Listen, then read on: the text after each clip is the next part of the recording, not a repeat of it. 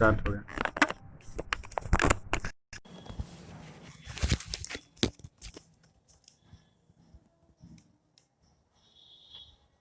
साथियों, भागीदारी संकल्प मोर्चा के सभी पदाधिकारियों एवं समर्थक साथियों को नमो बुद्धाय, जय सुहेलदेव, जय भीम, जय भारत। आज भागीदारी संकल्प मोर्चा द्वारा केंद्र व प्रदेश सरकार की जन विरोधी नीतियों एवं भारतीय श्रमिक, मजदूर, गरीब, पिछड़े, दलित, अल्पसंख्यक के ऊपर हो रहे जुल्म, जातीय अन्याय, अत्याचार एवं बीजेपी भारतीय झूठ पार्टी के सरकार के इशारे पर पुलिसिया तांडव, भ्रष्टाचार, गुंडाराज के खिलाफ सोशल मीडिया के माध्यम से धरने का 7वां और अंतिम दिन है। भागीदारी संकल्प मोर्चा के सभी पदाधिकारियों को, सभी समर्थक साथियों को धन्यवाद देता हूं। आप लोगों ने सफलतापूर्वक पैमाने पर सोशल डिस्टेंसिंग का ध्यान रखते हुए धरना चला रहे हैं। बीजेपी भारतीय झूठ पार्टी के प्रवक्ता, जो राष्ट्रीय प्रवक्ता हैं जफर इस्लाम, कोरोना महामारी को खांसी जुकाम का एक गंभीर रूप बता रहे हैं। शुरू में सरकार ने इसे बहुत गंभीरता से लिया, लेकिन 95% मरीज अपने आप ठीक हो रहे हैं। ये जफर इस्लाम प्रवक्ता बीजेपी का कहना है। इसे बहुत गंभीरता से लिया, लेकिन 95% मरीज अपने आप ठीक हो रहे हैं। इस नाते लॉकडाउन खोला गया। 500 मरीज थे तब नहीं में आया, 2,36,000 समझ में आया। देश जबरदस्त संकट का सामना कर रहा है। कोरोना के मरीज बढ़ रहे हैं। जैसे जैसे लॉकडाउन खुल रहा है, कोरोना पेशेंट बढ़ रहे हैं। बीजेपी भारतीय झूठ पार्टी कोरोना जैसी महामारी एवं भूख से त्रस्त नागरिकों से डिजिटल रैली के जरिए वोट की भीख मांग रही है। जैसे स्मशान घाट पे माननीय अमित शाह जी, गृह मंत्री, शादी विवाह का गीत गा रहे हैं। सड़कों पर बेसहारा श्रमिक मजदूर मदद के लिए गुहार लगा रहे थे, तब डिजिटल के माध्यम से मदद नहीं कर रहे थे, बल्कि पुलिस के बल पर श्रमिक मजदूर की तरह लाठियों से पिटवा रहे थे, मरवा रहे थे। 80 लोग ट्रेन में भूख से, प्यास से मर गए। सड़क एक्सीडेंट में सैकड़ों लोग मर गए। हद तो तब हो गई जब औरैया में एक्सीडेंट हुआ, 26 लोग मर गए और लाश रख करके लोग थे उसी में लाद करके बिहार के लिए रवाना कर दिया। इससे शर्मसार घटना बीजेपी के लिए कुछ हो नहीं सकती। आज देश में 12 करोड़ 20 लाख लोग बेरोजगार हो गए। लॉकडाउन और बीजेपी के प्रथम कार्य वर्ष के 1 साल पूरा होने पर 12 करोड़ 20 लाख लोग बेरोजगार हो गए। बेरोजगारी पे चिंता नहीं है। पैदल चल रहे श्रमिक भूख से, प्यास से मर रहे थे, तब डिजिटल के माध्यम से मदद करने नहीं आए। आज देश बेरोजगारी या शिक्षा, भूख, कर्ज से जूझ रहा है, तो सरकार को चुनाव दिखाई दे रहा है। बिहार के लोगों, बीजेपी भारतीय झूठ पार्टी को डिजिटल में पैक करके 7 समुंदर पार भेज देना, इनकी चाल समझ में आ गई है। इनको सिर्फ वोट से मतलब है, गरीबी या शिक्षा, बेरोजगारी से मतलब नहीं है। इसी वजह से ये डिजिटल रैली करने के बहाने धीरे धीरे ट्रेनों को चला रहे थे और आपका नंबर, आपका पता ले रहे थे, मोबाइल नंबर कलेक्ट कर रहे थे। आज ये डिजिटल के माध्यम से आपके मोबाइल नंबर पर मैसेज दे रहे हैं और देंगे कि आप भारतीय जनता पार्टी को वोट दो। इनका कहना है कि 370 धारा हट गई। हम पूछना चाहते हैं बिहार के लोगों, जो गरीब, श्रमिक, मजदूर, पिछड़े, दलित, अल्पसंख्यक, 370 धारा हट रही तब आपका क्या नुकसान था? हट गई तो क्या फायदा है? उनके लिए फायदा है जो अमीर हैं, जो कश्मीर में जाकर जमीन खरीद सकते हैं, मकान बना सकते हैं। वहां जाके शादी विवाह कर सकते हैं, रह सकते हैं, जो रियल एस्टेट का काम कर सकते हैं उनके लिए लाभ हो सकता है। लेकिन इनके बहकावे में, बीजेपी के बहकावे में आपको नहीं आना है। याद रखना, जो तेरे साथ इन्होंने पुलिसिया तांडव किया, लाठियों से पीटा है, पैदल चलने को मजबूर किया है, तेरे पैरों में छाला, और हमारी माँ बहनें जो पैदल चली हैं उसको याद करते हुए ये बिहार में जो डिजिटल रैली करने जा रहे हैं आज अमित शाह जी, इनकी डिजिटल रैली को पैक करके 7 समुद्र पार भेजना है। बीजेपी, भारतीय झूठ पार्टी केंद्र की सरकार से पूछना चाहता हूं, मोहन भागवत जी का देश के लिए क्या योगदान है? मैं देश के प्रधानमंत्री जी से पूछना चाहता हूं कि मोहन भागवत जी का देश के लिए क्या योगदान है, जिन्हें केंद्र सरकार की तरफ से BMW कार, 190 कमांडो, Z+ की सुरक्षा सरकारी खर्च पर फ्री में क्यों दी जा रही है? यह भी तो देश की जनता के टैक्स का पैसा है। इसे समाप्त करो और गरीबों के बच्चों को फ्री में पढ़ाई पर क्यों नहीं बोलते हो? देश के प्रधानमंत्री जी, मैं आपसे अपील करना चाहता हूं कि जब आपके अपील पर करोड़ों लोग LPG गैस पर सब्सिडी छोड़ दी, 18 लाख बुजुर्गों ने रेल किराए की सब्सिडी छोड़ दी, देश के विधायक जो एक बार विधायक हो जाता है उसके बाद दूसरी बार जब वही सांसद हो जाता है तो विधायक का भी पेंशन लेता है और सांसद का भी पेंशन लेता है। क्या इसको आप नहीं समझ पाते हो? इसको जरा ध्यान से देख लो। और देश के सांसद जो दिल्ली में जाते हैं, 543 मेंबर ऑफ पार्लियामेंट, 5 साल के अंदर 74 करोड़ रुपए की सब्सिडी 5 साल में कैंटीन में खा जाते हैं। हम आपको एक नजीर देना चाहता हूं, आम कैंटीन में जब आम आदमी खाना खाता है, वेज खाता है तो 120 रुपया, सांसद की कैंटीन में सांसद खाते हैं तो 35 रुपया। देश की जनता से चुना हुआ सांसद, उसके लिए कैंटीन में 35 रुपया, और वही देश की जनता जब किसी कैंटीन में खाना खाने जाती है तो 120 रुपया। चिकन 140 रुपया जनरल और सांसद को 50 रुपया सांसद की कैंटीन में।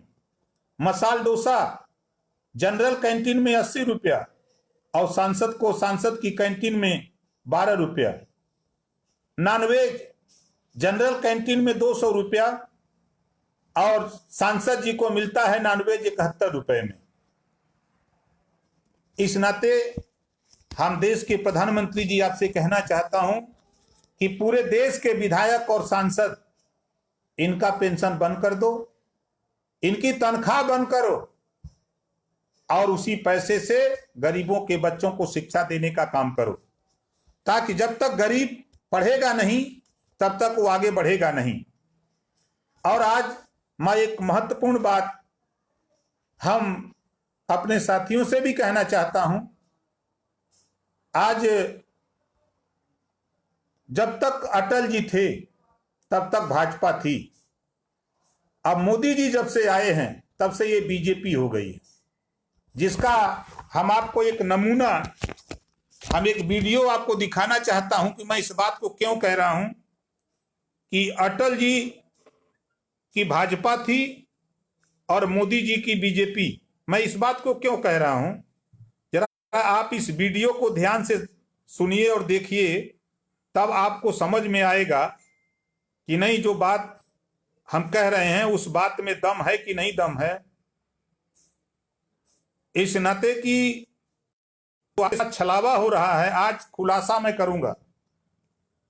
अब आप इस वीडियो को देखिए और वीडियो जब आप देखेंगे तो आपको समझ में आएगा कि अटल जी जब प्रधानमंत्री थे और आज देश के प्रधानमंत्री मोदी जी हैं। बताइए मुझे, आपके गांव में उसकी गरीबी में कोई फर्क पड़ा है? 60 साल में उसकी उसके जीवन में कोई बदलाव आया है? जो नौजवान बेरोजगार है, उसको रोजी रोटी का प्रबंध हुआ है? जिस खेत को पानी चाहिए उसे पानी मिला है? जिस बीमार को दवाई चाहिए दवाई मिली है? भाइयों बहनों, क्या इस देश पे राज करने वाले लोगों को इसका जवाब देना चाहिए कि नहीं देना चाहिए? इन्होंने जवाब देना चाहिए कि नहीं देना चाहिए? ये जवाब देते हैं। 50 साल में हमने प्रगति की है, इससे कोई इनकार नहीं कर सकता। चुनाव के दौरान वोट मांगते हुए सरकार की नीतियों पर कठोर से कठोर प्रहार करते हुए और पुरानी सरकार की नीतियों में आलोचना करने के लिए लायक बहुत सामग्री थी। हर जगह मैंने ये कहा कि मैं उन लोगों में से नहीं हूं जो 50 वर्ष की उपलब्धियों पर पानी फेरते। ऐसा करना देश के पुरुषार्थ पर पानी फेरना होगा। करना देश के किसान के साथ अन्याय करना होगा, मजदूर के साथ जाति करनी होगी, आम आदमी के साथ भी वो अच्छा व्यवहार नहीं होगा। अब आपने सुना, एक तरफ अटल जी का भाषण और एक तरफ मोदी जी का भाषण आपने सुना। दोनों प्रधानमंत्री की तुलना में आपने सुना कि माननीय अटल जी कह रहे हैं कि 50 साल में जो कांग्रेस ने किया जब वो प्रधानमंत्री थे, सदन में बोल रहे थे, उसको भुलाया नहीं जा सकता है। उसी काम को हम आगे बढ़ा रहे हैं। और आज देश के प्रधानमंत्री, जो वर्तमान हमारे प्रधानमंत्री नरेंद्र मोदी जी हैं, वो कह रहे हैं, आपने उनकी भी बात सुना है। अब हम आपको आगे ले चलते हैं। मोदी जी के कोरोना का झूठ, इतना बढ़िया मोदी जी झूठ बोल रहे हैं, आपने तुलना भी देख लिया। अब आगे इनका झूठ का पर्दाफाश हम आपको दिखाना चाहता हूं। इन्होंने कोरोना पे मोदी जी ने क्या झूठ बोला है, देख लीजिए। जब हमारे यहां कोरोना का एक भी केस नहीं था, इससे पहले ही भारत ने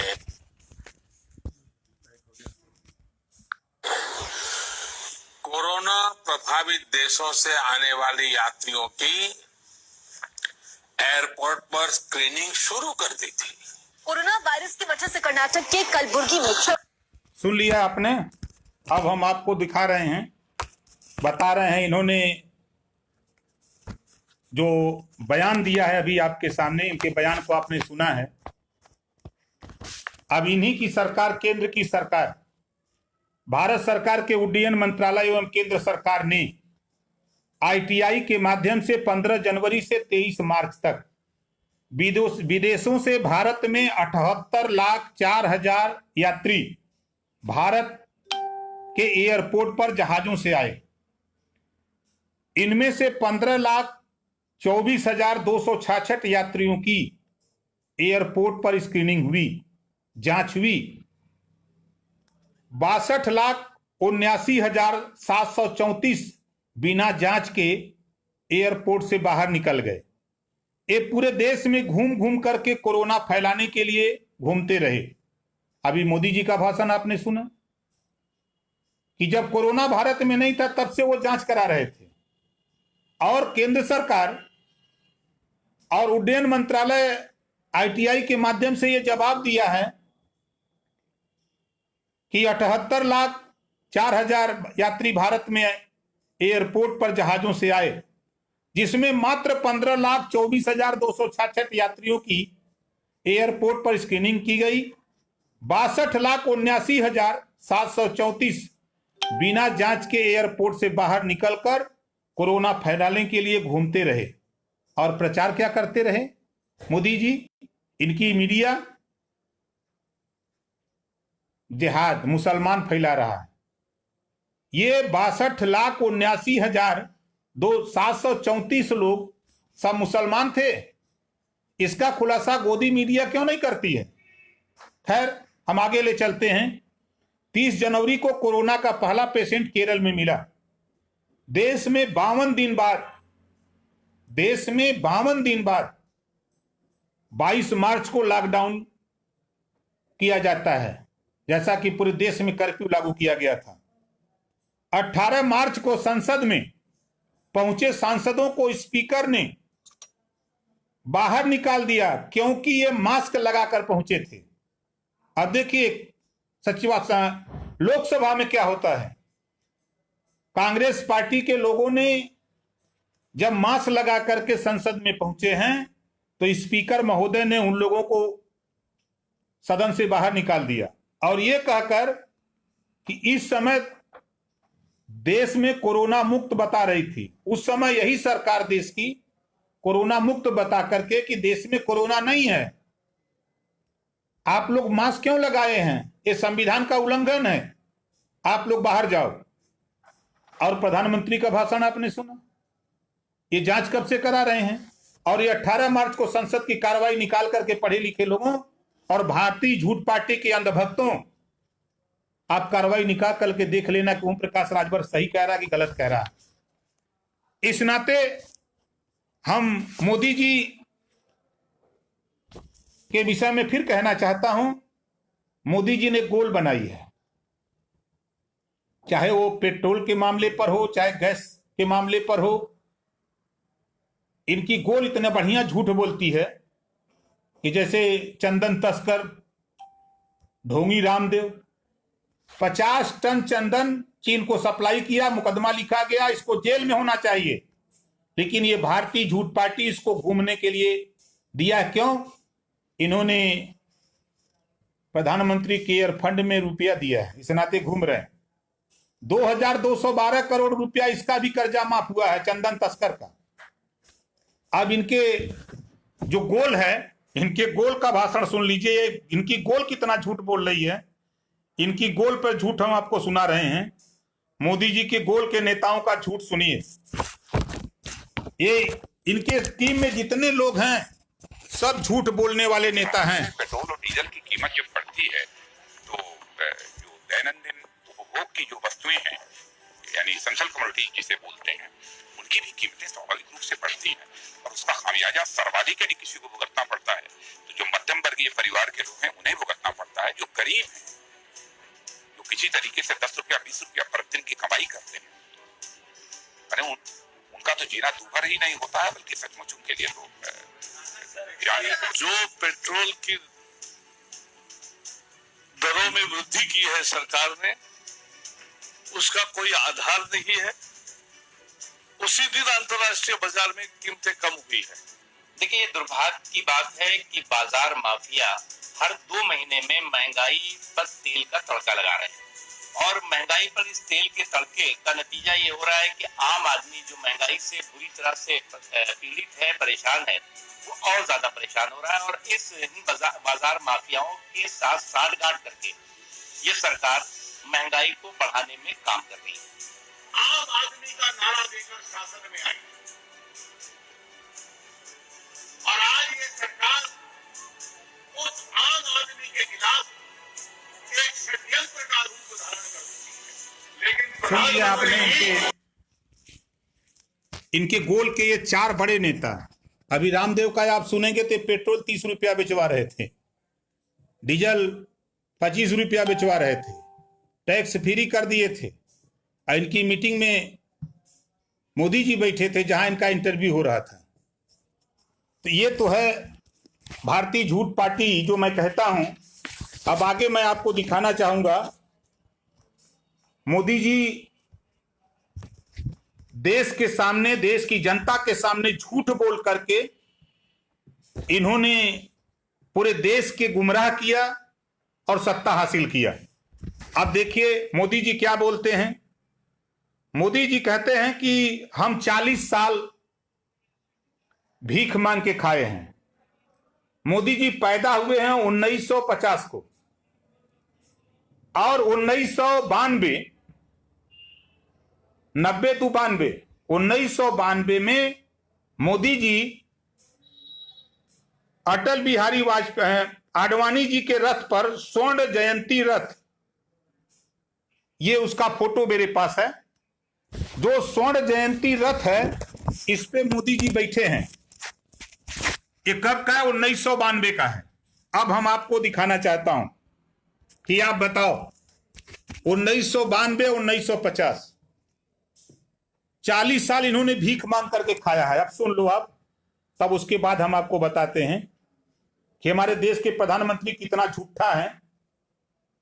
आपको लगता होगा करीब 40 साल में मांग करके खाया है। मैं लोगों के घर में भिक्षा मांग करके खाता था। अब मेरा सामान कम रहे और कपड़े खुद धोता था, तो कपड़े धोने में ज्यादा तकलीफ ना, तो मैंने क्या किया, मेरा एक कुर्ता था लंबी स्लीव वाला, तो मुझे लगा कि ये जगह ज्यादा लेता है, धोने में मेरा टाइम जाता है और बैग में, तो मैंने खुद ने काट दिया और उसमें से मेरा हाफ स्लीव बन गया। और ये कई 25-30 साल से मैं ऐसे ही कपड़े पहनता हूँ। सुन लिया आपने, 40 साल तक ये भीख मांग के खाए, तो 2 साल की उम्र में ये भीख मांगने लगे। चाय कब बेचे, पढ़ाई कब किया इन्होंने। अब तो हमारे समझ से जो अंधभक्त हैं बीजेपी के, इनको बात समझ में आ गई होगी हमारी कि मैं क्यों बोलता हूं।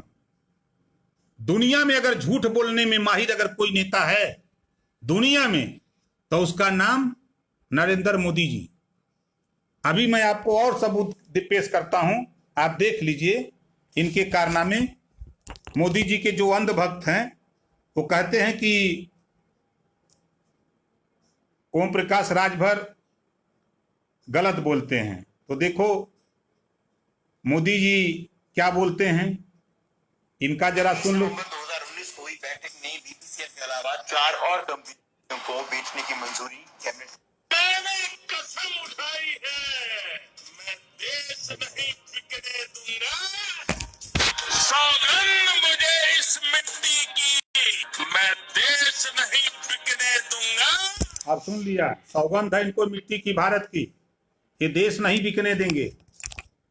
रेलवे बेच दिया, एयरपोर्ट बेच दिया, बैंक बेच दिया, LIC बेच दिया, देश के 23 विभाग को बेच दिया। इनके अंधभक्त कहते हैं मोदी जी बहुत अच्छे हैं। 23 विभाग बेच दिया, डेली इनके काम चल रहे हैं बेचने का। अभी आपने देखा एटलस कंपनी बंद हो गई। एटलस साइकिल जो पूरे विश्व की मशहूर साइकिल थी उसको इन्होंने बंद कर दिया। और देश के हमारे अंधभक्त कहते हैं कि ओम प्रकाश राजभर गलत बोलते हैं। अब हम आपको ले चलता हूं गुजरात। देखो मोदी जी कितने बड़े झूठे, कितने बड़े धूर्त और कितने बड़े मक्कार टाइप के हैं कि हमको आपको हिंदू मुसलमान करते हैं, पाकिस्तान की तरफ दिखाते हैं। और इनका खेल देखो, कहते हैं कि नोटबंदी किया, कि नोटबंदी करके हम भ्रष्टाचार खत्म करेंगे, आतंकवाद खत्म करेंगे। पाकिस्तान में नकली नोट छपता है। अब देखो नकली नोट कहां छपता है। नकली नोट गुजरात सूरत में पकड़ा गया है, जिसको मैं दिखा रहा हूं, आप देख लो। ये है, इसका फिगर है, वहां का SSP, वहां का CO, वहां का SO बैठा हुआ है और नकली नोट की खेप है, गुजरात में पकड़ी गई है। और SSP ने बयान दिया है कि ये गुजरात के सूरत में नोट छपती है, लेकिन ये मोदी भक्त मीडिया इसको नहीं दिखाएगा। नकली नोट छप रही है गुजरात में। अब बदनाम किसको करते हैं? पाकिस्तान को। ये पाकिस्तान को बदनाम करते हैं। अब देखो इनका कारनामा पूरे दुनिया में उजागर हो रहा है। इनका कारनामा पूरी दुनिया में उजागर हो रहा है, जिसको हम नहीं बोल रहे हैं। इन्हीं का मीडिया जो आज तक है इनका गुलाम। देखो उसी पर समाचार चला है, वो समाचार देखो क्या बोल रहा है। मोदी देश को जोड़ने वाले हैं या फिर तोड़ने वाले। अमेरिकी पत्रिका टाइम ने कवर पेज पर, ये देखिए टाइम मैगजीन मेरे पास है, टाइम ने कवर पेज पर मोदी के लिए डिवाइडर इन चीफ लिखकर अचानक नई बहस छेड़ दी है। पूरे 8 पन्नों का लेख लिखा गया है। ये देखिए, ये तस्वीर हम आपको दिखा रहे हैं। प्रधानमंत्री नरेंद्र मोदी जब वाराणसी एमरजेंसी में थे उस समय की तस्वीर सबसे पहले उन्हें जगह दी गई है बकायदा 2 पन्नों में और उसके बाद 6 पन्नों का आर्टिकल ये पूरा का पूरा। लेकिन बहस इस बात को लेकर आखिर जिस मोदी को रिफॉर्मर बताया जा रहा था अचानक उसके लिए डिवाइडर शब्द का प्रयोग क्यों शुरू हो गया? आखिर क्या लिखा हुआ है टाइम मैगजीन ने जो कि इतना बवाल हिंदुस्तान में मचा हुआ है? हम आपको सिलसिलेवार तरीके से बताते हैं। मैगजीन के मुताबिक सरकार की नाकामी छिपाने के लिए उभारा गया राष्ट्रवाद का मुद्दा, आर्थिक सुधारों का सपना दिखाने वाले मोदी अब इसकी बात नहीं करते। 2014 में मोदी मसीहा थे, अब सिर्फ वो राजनेता रह गए हैं। मैगजीन ने लिखा है कि मोदी के कार्यकाल में अविश्वास का दौर शुरू हुआ, हिंदू मुसलमानों के बीच सौहार्द घटा। मोदी जब खुद को फंसा हुआ महसूस करते हैं तो खुद को गरीब का बेटा बताने से वो नहीं चूकते। उत्तर प्रदेश में चुनाव जीतने के बाद योगी आदित्यनाथ को सूबे की कमान सौंपी गई, जो सीधे तौर पर हिंदू मुस्लिम के बीच विभाजन की बात करते हैं। आज के हल्ला बोल में अपने खास मेहमानों से इस पर हम चर्चा करेंगे। आपने सुना, ये आज तक चैनल पे हल्ला बोल कार्यक्रम में ये वो मैगजीन है जो पूरे दुनिया में, ये अमेरिका के न्यूयॉर्क में छपती है और पूरे दुनिया में टाइम के नाम से मैगजीन है, पत्रिका है, पूरे दुनिया में ये जाती है। और इसको मीडिया के लोग तो दिखा दिए उस दिन झटके में, लेकिन उसके बाद से इसको क्लोज कर दिए। ये है इनके चरित्र और इनके कारनामे का उजागर। अभी बहुत सी चीजें हमारे पास, हम आपको दिखाएंगे, लेकिन हम सिर्फ इतना कहूंगा, अभी आपने इनके की पत्रिका टाइम मैगजीन को देखा, अब नोट छपा गुजरात में। अब देखो पूरे देश में गुजरातियों का कब्जा। उत्तर प्रदेश का राज्यपाल गुजराती, सीबीआई का चीफ गुजराती, ईडी का चीफ गुजराती, आरबीआई का चीफ गुजराती, गृह मंत्री गुजराती, प्रधानमंत्री गुजराती। जितने बड़े बड़े कारपोरेट घराना, ललित मोदी गुजराती, नीरव मोदी गुजराती, जितने भी कारपोरेट घराने के सब गुजराती, जितने भी लुटेरा सब गुजराती, देश लूटने वाले, घोटालेबाज, बैंक लूटने वाले, चोर, सब के सब गुजरात में। अभी भी हमारे उत्तर प्रदेश, बिहार के लोगों की नींद न खुले तो हमारे समझ से बड़े दुर्भाग्य की बात है। यह है इनके कारनामे, बीजेपी के भारतीय झूठ पार्टी। अब वो भाजपा नहीं रह गई जो अटल जी की भाजपा थी, अब ये गुजरातियों के हाथ में गई है भाजपा। अब भाजपा जब गुजरातियों के हाथ में गई है तो बीजेपी बन गई, भारतीय झूठ पार्टी हो गई। अब हम आपको आगे ले चलते हैं, आगे दिखाना चाहते हैं पूरे उत्तर प्रदेश में, चाहे निषाद हो, बिंद हो, कश्यप हो, पटेल हो, पाल हो, यादव हो, राजभर हो, चौहान हो, धोबी हो, धरिकार हो, बड़े पैमाने पर सरकार के इशारे पर पूरे प्रदेश में बड़े पैमाने पर हत्या, लूट, डकैती, बलात्कार जैसी घटनाएं हो रही। हम एक घटना बड़ी तेजी से फेसबुक पर वायरल हो रहा है और हम निषाद समाज और कश्यप समाज के लोगों से कहना चाहूंगा, बिंद मला से, कि जरा देखो, एक लड़की के साथ रेप होता है, नेहा निषाद के साथ, और सुबह उसकी लाश जला दी जाती है। लाश कौन जलवाया? मामले को छुपाने वाले लोग। जब गांव में चारों तरफ हल्ला हुआ तो किसी तरफ पुलिस को सूचना लगी और पुलिस इस मामले को दबाने में तुली हुई है। जब लड़का जो उसके साथ सोया था, जो उसका भाई, वो कह रहा कि 3 लोग थे, तो पुलिस कह रही है कि नहीं, 1 लोग थे। उस थाने के दरोगा को तो तत्काल सस्पेंड करना चाहिए। और जिले के एसपी महोदय, मैं आपको क्या कहूं, आप तो जातिवाद के कट्टर शिकार हो, जातिवाद के कट्टर शिकार हो। हम आपसे पूछना चाहता हूं कि यह घटना, लाश जलाई गई, साबुत साक्ष्य छुपाने के चक्कर में क्या उन लोगों की गिरफ्तारी हुई? जिन लोगों ने उस परिवार को उस्का करके उस लाश को जलवाया बगैर पुलिस को सूचना दिए, क्या उनकी गिरफ्तारी हुई? हमारी बात तो बड़ी कड़वी लगती होगी, आप सुनते होंगे तो। नेहा निषाद को बिना पोस्टमार्टम किए लाश जला क्यों दी गई? किसने जलवाया? इसका खुलासा हम इस फेसबुक लाइव के माध्यम से हम डीजीपी महोदय, एडीजी लॉ एंड ऑर्डर, हम आपसे कहना चाहूंगा कि आप पोस्टमार्टम नहीं हुई लाश जला क्यों दी गई? ये कौन लोग हैं जो उस परिवार को उस्का करके लाश जलवा दिए? क्या इसकी जांच हुई? क्या ऐसे लोग पकड़े गए? पर्दा डालने की गई है। गोंडा में निषादों के साथ घटना हुई, एफआईआर तक नहीं लिखा जा रहा है। संत कबीर नगर खलीलाबाद, वहां निषादों के साथ घटना हुई, मुकदमा नहीं लिखा जा रहा है। बड़े दुख की बात है। इस नाते टीवी पर आकर के तो बैकवर्ड नेता बड़ा भाषण दे रहे हैं। शर्म करो यारो, गांधी जी के 3 बंदर बने हो पिछड़े समाज के लोगों। राजभर की हत्या बनारस, राजभर की हत्या मऊ, राजभर की हत्या जौनपुर, राजभर की लड़की के साथ रेप करके मारा जाता है जौनपुर, और टीवी पर बयान देते हो कि नहीं कुछ नहीं है। जब तेरी बहन के साथ होगा रेप, तब पिछड़े समाज के लोगों तुझे याद आएगा कि नहीं हमारे साथ अन्याय हो रहा है। याद करो, वहां गूंगा बहरा बन के मत बैठो। शर्म करो तुम लोग। समाज के ऊपर अत्याचार हो रहा है, कम से कम तो बोलो सरकार में हो। और गांधी जी के 3 बंदर बने हो। एक आंख बंद किया हुआ कि हम नहीं देखते हैं, एक कान बंद किया हुआ कि हमको सुनाई नहीं दे रहा कितना उस समाज चिल्ला है, एक मुंह बंद किया हुआ है कि हम बोलेंगे नहीं चाहे कुछ हो जाए।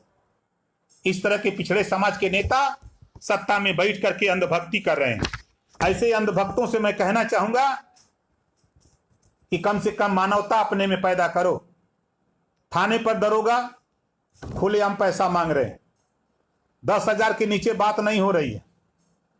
पुलिस विभाग के कुछ सरकार के रिश्तेदार बताकर कह रहे हैं कि जब सरकार हमारी है, जब सरकारें लूट रही है तो हम क्यों पीछे रहेंगे। और मैं आपको वीडियो दिखा दूं, खुलेआम रिश्वत ले रहा है दरोगा और डांट रहा है कि तुम इसमें 500 रुपया कम किए तो 9,500 है, 10,000 चाहिए। ये है आपके दरोगा का हाल। आप बताओ क्या कहा जाए। इनके जो दरोगा रिश्वत मांग रहा है और ये कह रहा है कि पैसा कम है, हमको ज्यादा 500 रुपया अभी इसमें कम है। तो ऐसे लोगों के संबंध में योगी महाराज जी, हम आपसे कह रहा हूं कि जरा देखो, ये दूसरा वीडियो निकल गया, हम निकाल रहे थे, दूसरा भी दिखा रहे हैं हम आपको। जो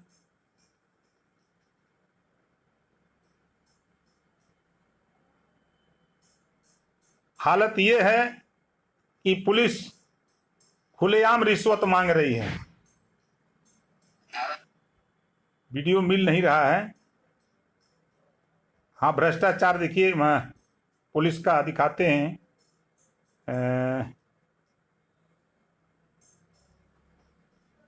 बड़े पैमाने पर एक दरोगा का ट्रांसफर होता है और वो दरोगा जैसे लगता है कि मिनिस्टर होकर के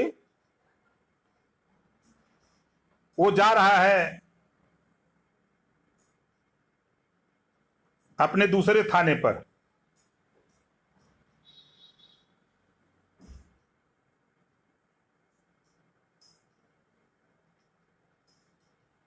ये देखिए,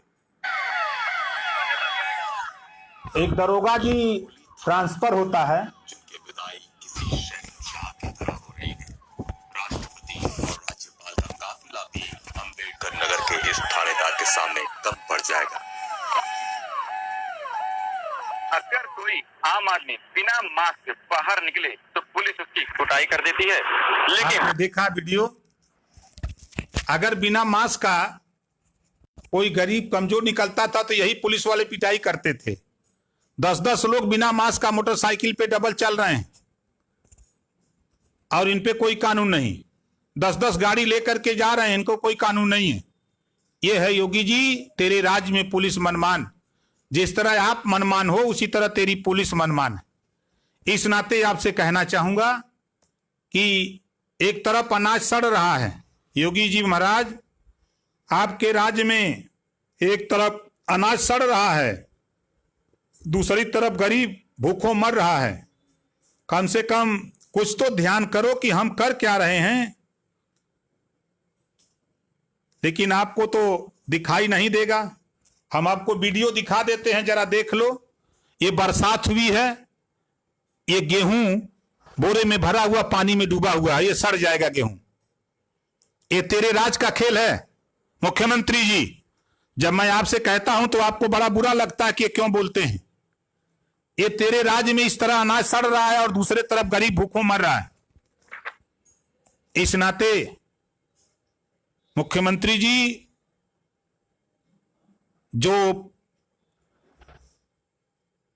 बीजेपी का मेल पुलिस का खेल हो रहा है, उसमें आप जरा ध्यान दो। दूसरी बात, हम आपको ले चलते हैं शिक्षक भर्ती घोटाला। 12,460 आदेश हो गया, सारी प्रक्रिया पूरी हो गई, नियुक्ति पत्र देने का आदेश हो गया, लेकिन तब तक तेरी सरकार बन गई। क्योंकि यह भर्ती 2016 की थी और आपकी सरकार बनते ही आपने भर्ती पे तत्काल प्रभाव से रोक लगा दिया। फिर जब बच्चे कोर्ट गए तो आपने उसमें से 6,000 लोगों की, 5,000 लगभग लोगों की भर्ती कर दी। शेष का क्यों नहीं किया? उसमें आरक्षण क्यों नहीं दिया? आज भी वो कोर्ट में मामला न्यायालय में विचाराधीन है। आपके जो महाधिवक्ता महोदय या आपके जो विभाग के लोग हैं, कोई पैरवी के लिए नहीं जा रहा है। उसकी तत्काल पैरवी कराओ, इन बच्चों को नियुक्ति कराओ। और 48,500 में जो भ्रष्टाचार उजागर हुआ, आज वही तेरे 69,000 शिक्षक भर्ती में भी घोटाला उजागर हुआ है। अब मैं आपसे माननीय मुख्यमंत्री जी आपसे कहना चाहता हूं कि बाहर जो काम करते हैं उनको तो आप पकड़ रहे हो, जो दफ्तर में अंदर बैठ करके पेपर लीक करते हैं, जो पैसा लेते, क्या उन पे कार्रवाई करोगे? कब तक कार्रवाई आप करोगे? ऐसे लोगों पे कार्रवाई करो। जो पिछड़ी जाति का 27%, शेड्यूल कास्ट का 22.5%, सामान्य वर्ग का 10% आरक्षण है, उसको पूरा करो। जिस तरह शेड्यूल कास्ट को 5% छूट है, उसी तरह पिछड़ी जाति, सामान्य जाति, दिव्यांगजन, उनको भी 5% की छूट है। उनको छूट देते हुए इस भ्रष्टाचार में आपकी सरकार लिप्त है। हर विभाग में भ्रष्टाचार हो रहा है। जब मैं सरकार में था, आपसे कहता था तो आप नहीं मानते थे, लेकिन आज सारी चीज उजागर हो रही है आपके सामने। और उजागर होते होते आज उस मुकाम पे पहुंच गए कि शिक्षक भर्ती पर सुप्रीम कोर्ट ने संज्ञान लिया और रोक लगाया। और मैं कहूंगा कि जो आपके भीतर, बाहर तो छोड़ दो, अंदर जो लोग बैठे हैं, जो भ्रष्टाचार की जननी तेरी सरकार में अंदर बैठे हुए लोग हैं, क्या उन पे कार्रवाई होगी? जब तक उन पे कार्रवाई नहीं करोगे तब तक इसी तरह भ्रष्टाचार चरम पे रहेगा। और 69,000, 68,500 और 12,460, इसमें जो भी बच्चे पास हैं, जो नियमानुसार जो आपने विज्ञप्ति निकाली है, उस विज्ञापन के हिसाब से इन लोगों की भर्ती करो। और नहीं तो ये सोच लो, जिस दिन लॉकडाउन खत्म होगा उस दिन लाखों में तुझे घेरने का काम करूंगा। तब उस दिन ये मत कहना कि लॉ एंड ऑर्डर खराब हो रहा है, तब सारी जिम्मेदारी आपकी होगी। नहीं तो उसके पहले ही आप इस काम को जल्दी से जल्दी बखूबी आप निपटाने का काम करो। अन्यथा भाई हम नहीं जानते, तेरे शासनकाल में जो घोटाले हो रहे हैं जग जाहिर है। और अंतिम बात, हम आज माननीय बाबू सिंह कुशवाहा जी, जो पूर्व मंत्री, राष्ट्रीय अध्यक्ष जन अधिकार पार्टी, श्रीमती किशड़ा पटेल, राष्ट्रीय अध्यक्ष अपना दल, प्रेमचंद प्रजापति, राष्ट्रीय अध्यक्ष राष्ट्रीय उपेक्षित समाज पार्टी, रामकरण कश्यप जी, राष्ट्रीय अध्यक्ष भारतीय वंचित समाज पार्टी, रामधनी बिंद जी, जो भारतीय मानव समाज पार्टी, और अनिल चौहान जी, जो राष्ट्रीय अध्यक्ष हैं जनता क्रांति पार्टी, सभी लोग, सभी पार्टी के नेता, सभी पार्टियों ने अपने अपने साथियों के साथ बड़े पैमाने पर धरना दिया है। इसके लिए हम सभी कार्यकर्ताओं को धन्यवाद देते हुए और सुहेलदेव भारतीय समाज पार्टी के नेताओं से कहना चाहूंगा कि जब भगवान राम विजय करके लौटे अयोध्या तो दीपक जलाया जा सकता है, तो राजभर महाराजा सुहेलदेव जी ने पूरे देश की एकता, अखंडता को कायम किया। 10 जून को विजय हासिल किया। 164 साल तक देश पे कोई आंख दिखाने का काम नहीं किया, तो क्या 10 जून को हम लोग 10-10 दीपक नहीं जला सकते? आज मैं देखना चाहता हूं कितने लोग महाराजा सुहेलदेव जी के वंशज हैं जो अपने अपने घरों पर 10 जून को शाम को 10-10 दीपक, पूरे प्रदेश में ही नहीं पूरे देश में जितने लोग ओम प्रकाश राजभर को जानते हो, मानते हो, सभी लोगों से निवेदन और अपील है कि 10 जून को शाम को 10-10 दीपक आपको अपने घर पर जला करके इस बात को एहसास कराना है कि हम राजा के वंशज हैं, हमको राजपाट चाहिए। अब हम भीख नहीं मांगेंगे, अब हम राजगद्दी के लिए लड़ेंगे। इस बात का 10 जून को हमको आपको दिखाना है, पूरे प्रदेश ही नहीं पूरे देश में। तो भारतीय समाज पार्टी के नेताओं, कार्यकर्ता, समर्थक साथियों, ये लगे 10 जून को कि पूरे उत्तर प्रदेश में ही नहीं पूरे देश में लोग इस बात को माने कि आज दीपक क्यों जलाया जा रहा है।